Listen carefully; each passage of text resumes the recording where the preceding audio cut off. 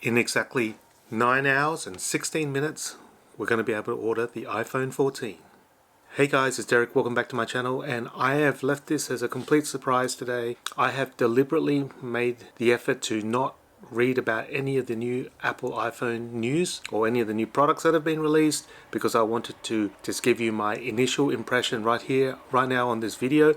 All I know is that yesterday Apple announced new iPhone 14 series. They also announced the new AirPods Pro as well as the new Apple Watch. But that's the extent of how much I know about this. So I'm going to talk to you guys with my initial impression. I'm sitting here right now with my iPad Pro, and I'm actually going to look up the specs and look up the details as we go, so I can give you my genuine first impression of the 2022 iPhone season. So I've just opened up the Apple website, and the big headline is the iPhone 14 Pro, and I know that the pre-orders are going to start tonight at 10 p.m. in Sydney, Australia. And let's have a look at some of the features on this new iPhone 14 Pro. My upgrade cycles every 2 years, but we get a phone every year because my wife upgrades in the year between. I have the iPhone 12 Pro Max, and I am fully intending to buy the iPhone 14 Pro Max. So let's see what sort of features it has.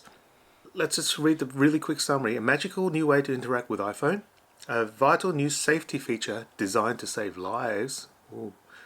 An innovative 48 megapixel camera for mind-blowing detail, all powered by the ultimate smartphone chip. So that sounds good. From Australian $1,749, that's going to be for the very base model with the lower storage, and that's not the one I'm interested in, but $1,800 is a pretty big amount of cash to fork out for the basic iPhone. So the colors, it comes with deep purple, gold, silver, and space black. Ceramic shield, tougher than any smartphone glass. So it doesn't mean that I'm not going to get a screen protector, but that's a good thing. Water resistance, comes in 6.1 to 6.7 inches. So pretty much kind of identical kind of footprint to the iPhone 13 so far. So the first thing it's talking about is that it's got an always-on display, like the Apple Watch Series 7. In the previous iterations of Apple Watch, you'd have to turn your wrist to get the screen to turn on, and similar with iPhone, you could press a button to get the screen to turn on, but not so much apparently in this case. It's always on. I don't know whether I would want to always leave it on. If it's sitting in your pocket, I don't see the point of it always being on, but let's see what Apple does in terms of allowing you to tweak the settings, and maybe you can set it to be only always on when it detects, for example, that you hold it in your hand or something like that. This dynamic island thing looks interesting. So it looks like it's got rid of that little divot at the top and it's replaced it with this thing called dynamic island. And looking at the stuff on the website, it looks like you can put stuff on there. It's like a little baby little widgety thing where you can look at the battery life by looks of it, the weather, and maybe music and stuff like that. So that looks pretty cool. Oh, and I've just answered my last question. Now with the always on screen, when iPhone is turned face down or in your pocket, it goes dark. Well done, Apple. Now it's touting all day battery life. I've very rarely, if ever, had issues with my phone not lasting the entire day, but any increase in battery life is good. And now they talk about the iPhone 16 allows you to customize your lock screen and all that stuff. That's cool. That's not iPhone 14 specific, because you'll be able to install iOS 16 on some of the older phones. 2 times brighter display, which is a Super Retina XDR. And now here's this special health thing. The crash detection calls for help when you can't. So it can detect a severe car crash and call 000 and notify your emergency contacts. Interesting. Obviously anything that increases the safety of yourself is a good thing. It'd be interesting to see how it works, but the screen that it shows, it says it looks like you've been in a crash. iPhone will trigger emergency SOS if you don't respond. So that basically means it's automated, which means that if you're unconscious, the phone does the work for you. If it works, I think that's a marvelous technological advancement. But if you're getting a lot of false phone calls, that's going to really annoy the 000 service. So it'd be interesting to see how that works. In terms of the camera and potential upgrades, I like my iPhone 12 camera, but the iPhone 13 Pro Max camera is so much better than the iPhone 12. It has better low light and it has macro, which is something that I really liked and I really enjoy. It apparently, with iPhone 14, it has up to 4 times resolution, and it comes with 48 megapixels. If you have a very high megapixel camera, the resolution allows you to crop in and zoom in on images without losing detail. And interestingly, apparently according to the Apple website, the iPhone 14 Pro has a 65% larger sensor than the iPhone 13 Pro, and it's going to be better resolution. It's going to give you better quality photos and video which is always a positive. The thing about Apple is every time they release an iPhone, they increase the photographic and video capabilities of their phones a lot. It's almost got to the point now where in a lot of situations, especially if you put a decent microphone onto your smartphone and if you use a gimbal, your iPhone pretty much replaces all point and shoot cameras. The only thing it lacks, I guess, is an optical zoom. But apart from that, the resolution of these new iPhones basically is on par with anything you need, especially if you're mainly posting on the web or social media and stuff like that and you're not printing poster size images. The resolution is so good, it negates the necessity for you to actually have a compact point and shoot camera. And for someone like myself who loves shooting video, the new lenses allow you to shoot cinematic mode with 4K HDR 24 FPS, which is pretty much the industry standard. So that's the settings that you would normally have on a camera like the one I'm shooting on right now. And in terms of what I was mentioning before, that it's always great if you have an iPhone that has good sound and a gimbal. It says on the website that there's now this action mode for smooth handheld videos with no requirement for a gimbal. So if that works, that's going to be awesome. You've seen cameras like the GoPro Hero 10. The video quality is super smooth, and if iPhone can deliver that as well, that's going to be another awesome addition to this phone and its video capabilities. So the three cameras that come on the iPhone Pro Max is the 48 megapixel main camera, the 77mm equivalent telephoto, and the ultra wide camera, which is 13 millimeters. And it looks like they've also improved the front of the selfie camera, which is great for vloggers because quite often than not you use the front camera to do your vlogs because that's the only way you can see yourself. With every year, Apple releases a new version of its processor, and this time it's the A16 chip, and battery life up to 29 hours of video playback on iPhone 14 Pro Max, with 23 hours on the 14 Pro, so that's pretty good. And just a quick look at the tech specs. iPhone 14 Pro, iPhone 14 Pro Max, 4 colors for each. I thought you could get a red one, but maybe you can't. It comes in capacities between 128, 256, 512 and 1 terabyte. I've always gone for 512.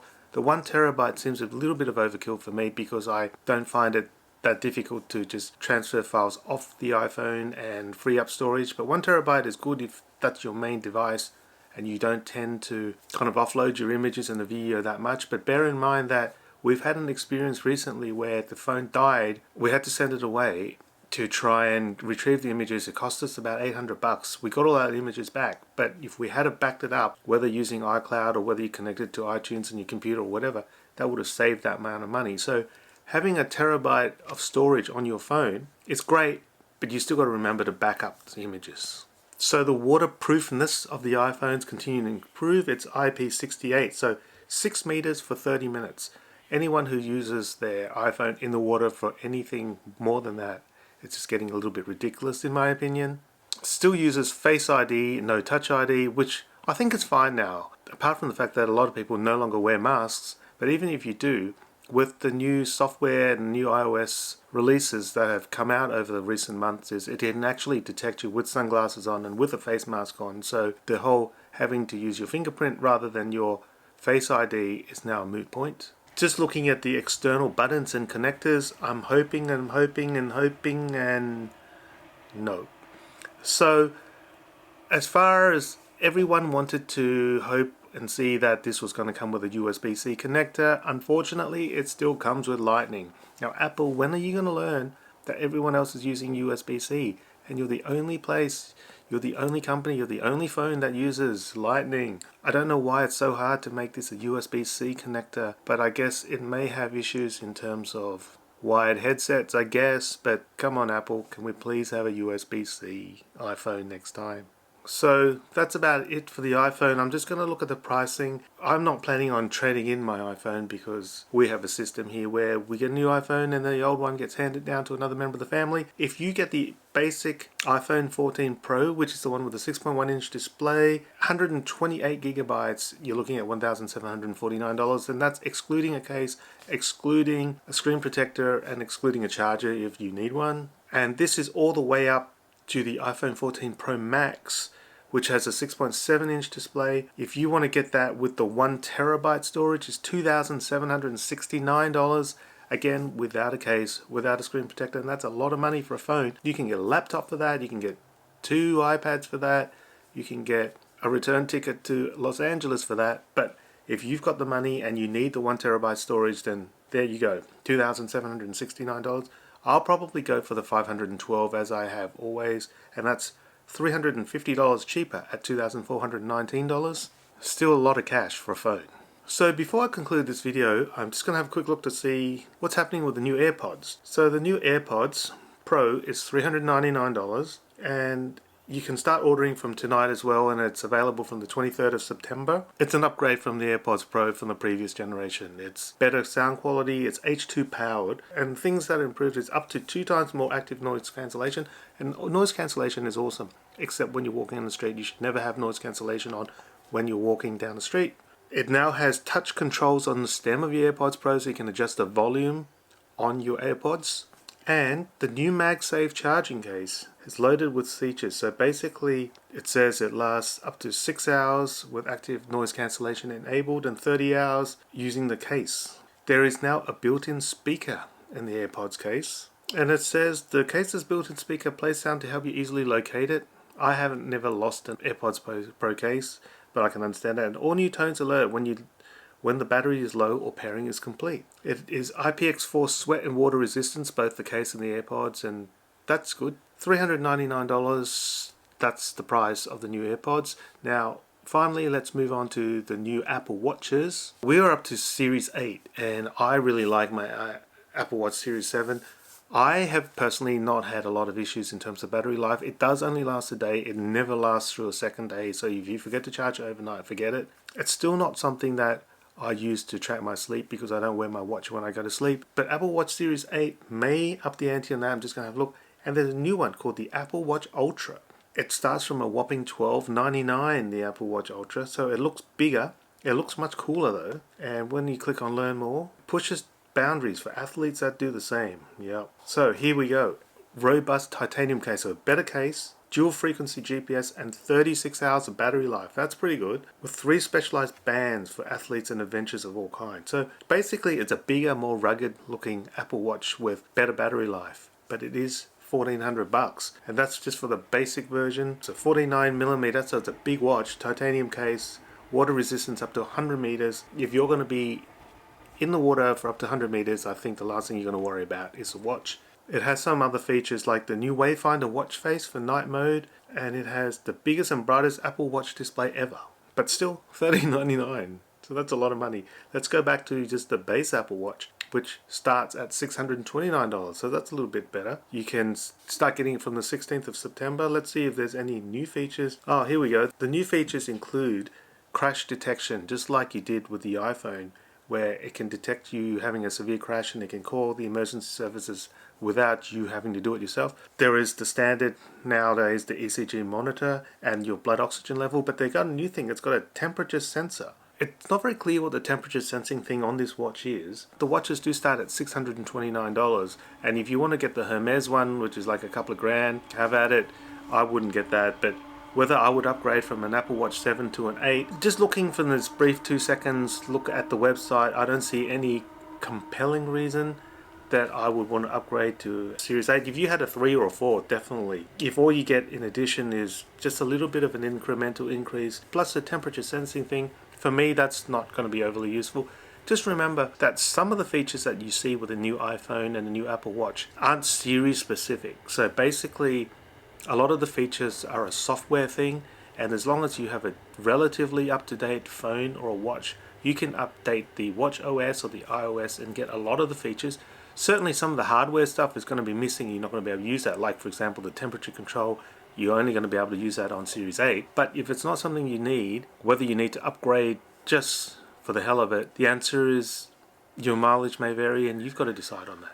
So just in summary, the 2022 Apple event so far has not mentioned anything about iPads and stuff like that, and that's going to be a completely separate event, but they've announced the new AirPods Pro, which has a speaker and it's better in terms of better noise cancelling, better battery life. They've announced the new Apple Watch Series 8 and the Apple Watch Ultra, which has a few new features, predominantly the temperature thing, and the Ultra is more robust and has a longer battery life. And I think Apple Watch Series 8 has a longer battery life as well. If you need an extended amount of time where you don't have to charge your watch, there might be some things that you want to consider. In terms of iPhone 14, it's very much of a muchness, except again another incremental upgrade. So this dynamic island thing looks cool. The camera upgrades are always welcome. The battery upgrades welcome. The screen upgrades welcome. It's kind of all, as I said, a little bit of a incremental thing. There's nothing massive. They haven't done anything like Samsung like make a folding screen or anything like that, and they've still got that silly lightning connector, which I wish they'd change to USB-C. Now with my car, I tend to charge it wirelessly anyway, but I charge it through a cable at home, and the lightning cables are getting a bit frayed. USB-C would have been better, but sadly it's not. But I am still going to order the iPhone 14 Pro Max tonight, because it's been 2 years and I'm down to 89% battery health on my iPhone 12. I'm looking forward mainly to the upgraded cameras, because looking at my wife's 13, so much better than 12, so I'm assuming the 14 is so much better than the 13. So thank you for watching my video. I hope you enjoyed this little summary of what you're going to get with the new Apple iPhone 14 series and the Apple Watch Series 8, and also the new AirPods Pro. As usual, remember to like and subscribe and leave a comment below and let me know which, if any, of these new products you're going to get. I look forward to being able to bring you a new video and show you my new iPhone at some point. But until then, have a great day, and I'm just going to wait the remaining, it's now 8 hours and 48 minutes. I'm going to jump online and get that iPhone. I just got to decide what color I'm going to buy now. So until next time, see ya.